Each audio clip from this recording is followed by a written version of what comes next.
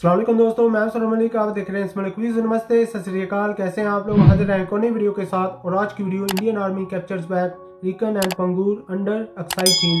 तो ये बहुत बड़ी न्यूज़ है इंडिया के लिए। इंडिया की आर्मी ने जिस तरह से चाइना के अंदर जाके जो चाइनीज़ कैंप थे उन पे कब्ज़ा किया और रीगेन किया दोबारा से, तो इसकी क्या स्टोरी है। जिस तरह से हम खबरों में सुन रहे थे, जैसे कि बिपिन रावत उन्होंने कहा था कि चाइना तैयार है, जंग के लिए भी हम तैयार हैं।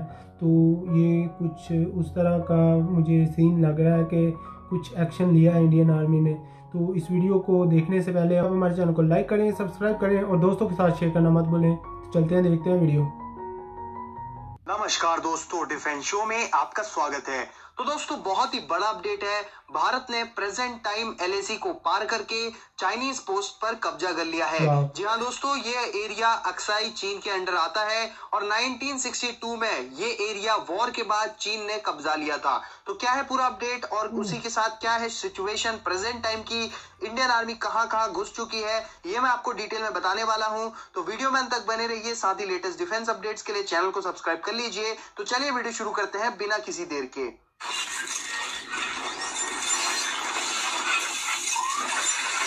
तो दोस्तों, द टेलीग्राफ ने इस पे एक बड़ा आर्टिकल भी पब्लिश किया है, जिसमें कि उन्होंने टाइटल दिया है कि India captures Chinese camps in disputed Ladakh as violence erupts between super powers. Super powers यहाँ पर है महाशक्तियां, यानी कि भारत और चीन। और बीती 30 अगस्त की रात को एक और झड़प की खबर हमें सुनने को मिली थी कि इंडियन आर्मी और पीएलए के जवानों के बीच रिसेंटली एक नई झड़प हुई है। तो उसी के रिटेलिएशन में ये कदम उठाया गया है। ये बहुत बड़ा कदम है, ये मूव लिया गया है इंडियन आर्मी की ओर से। आगे बढ़ने से पहले मैं आपको बता दूं कि इंडियन आर्मी की ओर से या किसी भी गवर्नमेंट बॉडी की ओर से, इंडियन गवर्नमेंट बॉडी की ओर से कोई ऑफिशियल स्टेटमेंट नहीं आया है।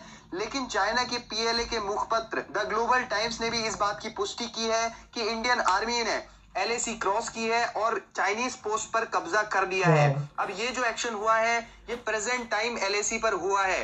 पेंगोंग लेक के नजदीक पंगूर नामक साइट पे चाइनीज आर्मी ने कैंप्स बनाए हुए थे, तो उन कैंप्स पर कब्जा इंडियन आर्मी ने कर लिया है। साथ ही दोस्तों, रैकिन माउंट पर ये कैंप्स बनाए गए थे, जिस पर अब पूरी तरह से इंडियन आर्मी का कंट्रोल है।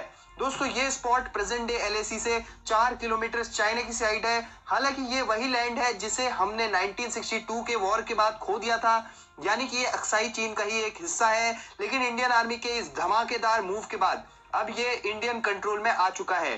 तो आर्मी ने एक बहुत ही बड़ा महत्वपूर्ण मूव लिया है और अब जाकर पीएलए के ऑफिसर्स भारत से पीछे हटने की रिक्वेस्ट कर रहे हैं। साथ ही दोस्तों, ह्यूनान कोस्ट एरिया पर भी इंडियन आर्मी कंट्रोल ले चुकी है।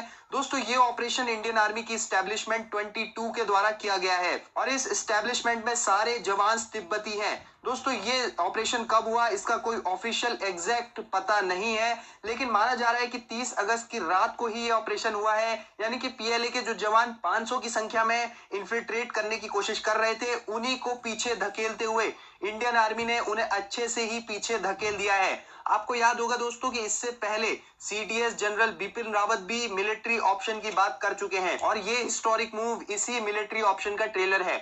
दोस्तों, 1962 के बाद यानी कि लगभग 57 साल बाद ये एरिया वापस भारत के कंट्रोल में आ चुके हैं। अब देखना होगा कि क्या कोई ऑफिशियल क्लैरिफिकेशन आता है और क्या इंडियन आर्मी और आगे तक जाती है अक्साई चीन में। आप क्या सोचते हैं इस बारे में कमेंट सेक्शन में जरूर बताएं। साथ ही लेटेस्ट डिफेंस अपडेट्स के लिए चैनल को सब्सक्राइब कर लें। जय Hind, Vande Mataram. So guys, video देखी, एक अच्छी न्यूज़ है इंडिया के लिए। जिस तरह से यूके के न्यूज़पेपर ने एक आर्टिकल लिखा द टेलीग्राफ ने कि 29 और 30 की रात को कुछ मोमेंट हुई है, जो इंडिया की आर्मी है वो चाइना के अंदर दाखिल हो गई और जो कैंप थे वहाँ पर उन पे कब्ज़ा कर लिया। चाइना ने जब वार की थी इंडिया के साथ 62 में, उस वक़्त ये इंडिया का हिस्सा था और चाइना ने ये ले लिया। उसके बाद आप देखें 57 ईयर के बाद इंडिया ने दोबारा से चाइना से वापस रीगेन किया।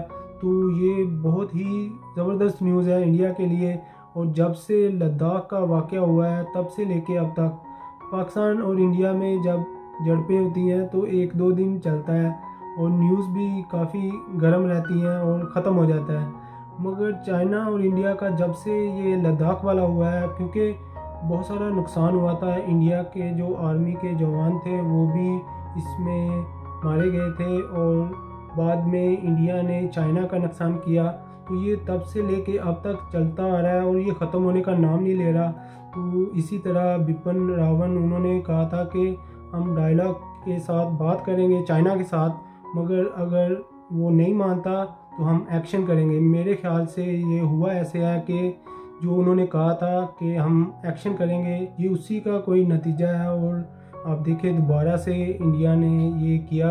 इंडिया की आर्मी है जो बहुत ही ज़्यादा तादाद में तो बहुत ही ज़्यादा है, क्योंकि इंडिया की पॉपुलेशन बहुत बड़ी है और इंडिया की आर्मी की स्ट्रेंथ है जो ग्राउंड लेवल पे वो भी ज़्यादा है। तो इसीलिए चाइना को सबक सिखाने के लिए ये वाला कदम उठाया। और जो टेलीग्राम है उन्होंने आर्टिकल लिखा, एक मोतबर यूके का न्यूज़पेपर है, आप सू कर सकते हो अगर फेक न्यूज़ हो। तो उन्होंने अगर लिखा है तो कुछ ना कुछ तो हुआ है। 29 और 30 को जो उन्होंने पूरा आर्टिकल छापा और इंडिया को सुपर पावर उन्होंने तस्लीम किया। ये भी बहुत बड़ी बात है इंडिया के लिए। अभी तक इंडिया की गवर्नमेंट और जो आर्मी है उन्होंने ऑफिशियल कोई न्यूज़ और कुछ इस तरह की अपडेट नहीं दी कि कोई मूवमेंट हुई थी, ये सीक्रेट में रखना चाहते हैं या कुछ इस तरह का सीन। आप लोगों को अगर पता है कि इस तरह की कोई मूवमेंट हुई है, कोई न्यूज़ चल रही है इंडिया में, तो आप नीचे कमेंट बॉक्स में बता सकते हैं।